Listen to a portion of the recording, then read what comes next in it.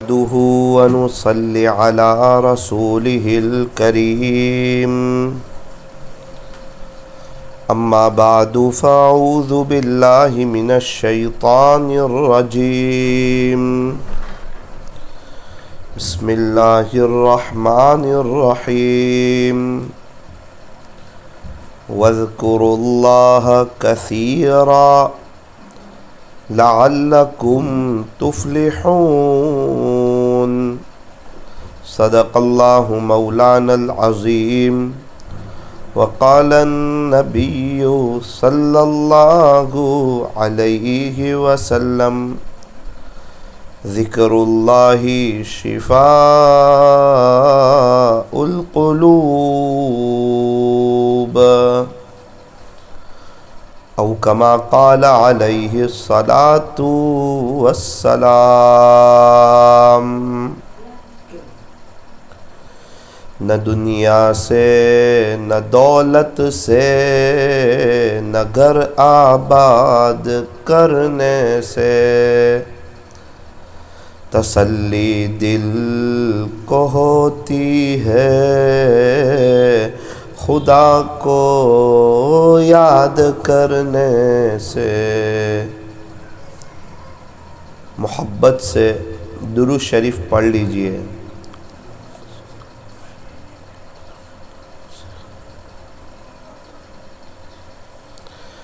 میری محترم دینی ماؤں اور بہنوں،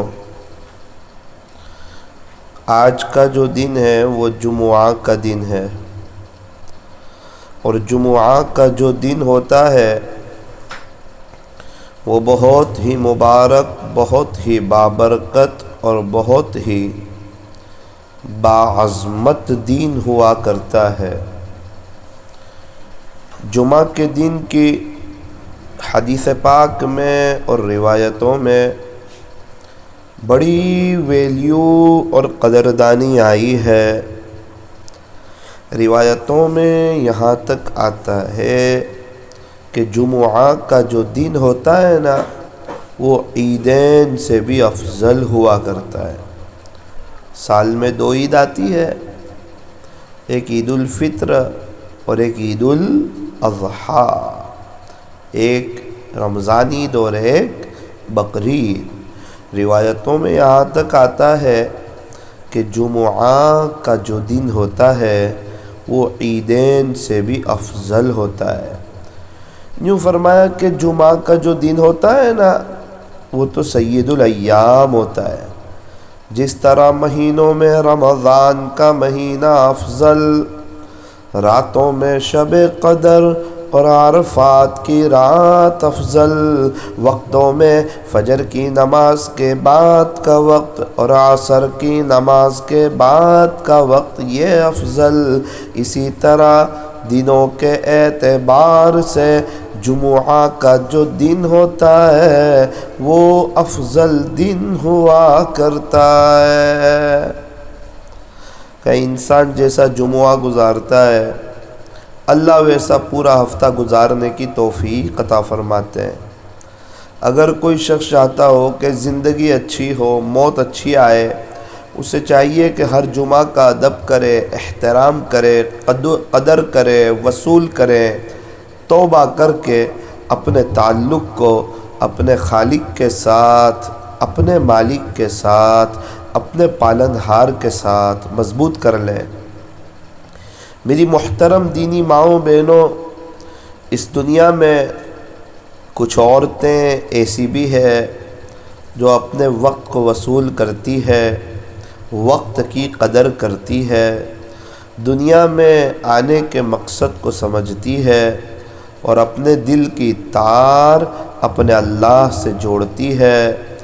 اس کی فیملی، اس کے بچے، اس کے پوتے، اس کے نواسے، اس کا پیسہ، اس کا سونا چاندی اسے اللہ کی یاد سے غافل نہیں کرتا۔ ہر وقت اس اللہ کی بندی کو اپنی قبر یاد رہتی ہے، اور وہ قبر کیسے جنت کا باغ بن جائے اس کی کوشش وہ عورت کرتی رہتی ہے۔ ایسی عورتیں بڑی خوش نصیب ہے۔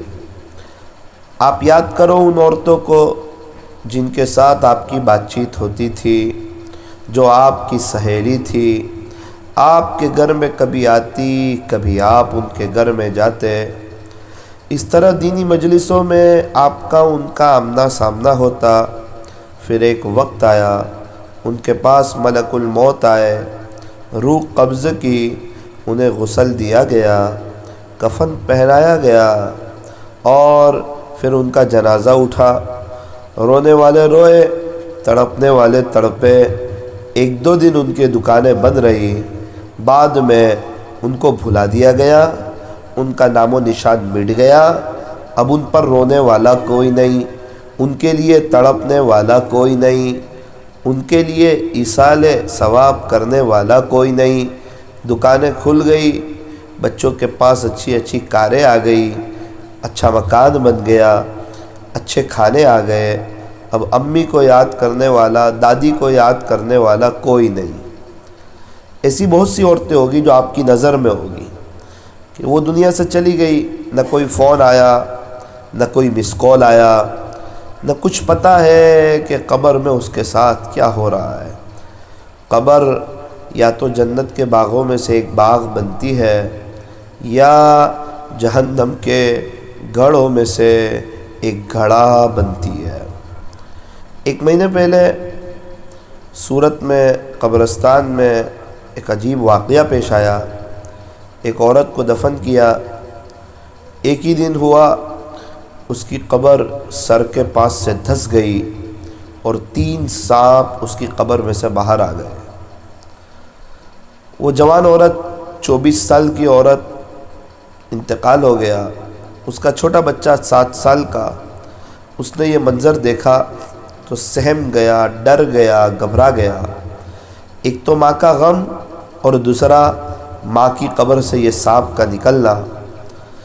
پھر وہ جگہ بند کر دی گئی، بستی والے آئے، دوبارہ اس جگہ سے 2-3 سانپ نکلے۔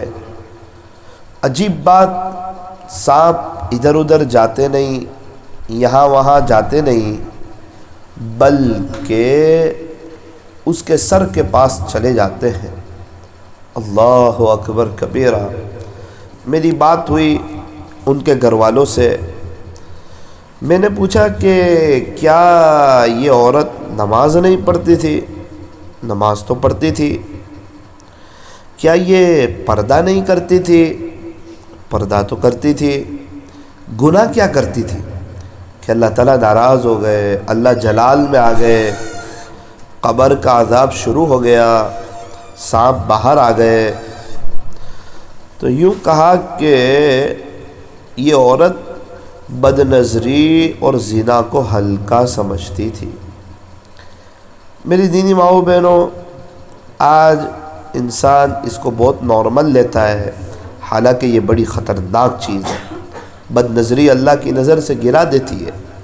بہت سی مستورات سیریل دیکھتی ہے اور اس میں مردوں کے فوٹو آتے ہیں، اس کو بد نظری کہتے ہیں۔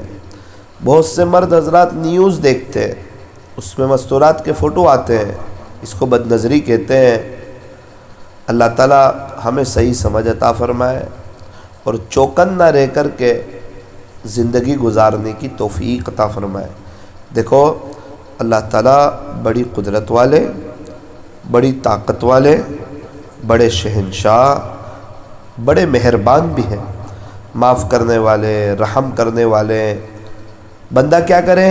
فرمایا ٹائم پاس نہ کریں، اپنے وقت کو وصول کریں، اپنے وقت کی قدر کریں، نماز اول وقت پڑھیں، مستورات نماز اول وقت پڑھیں، کوالٹی والی پڑھیں، اللہ کو پسند آ جائے ایسی پڑھے، ٹال ٹال کر کے نہ پڑھے۔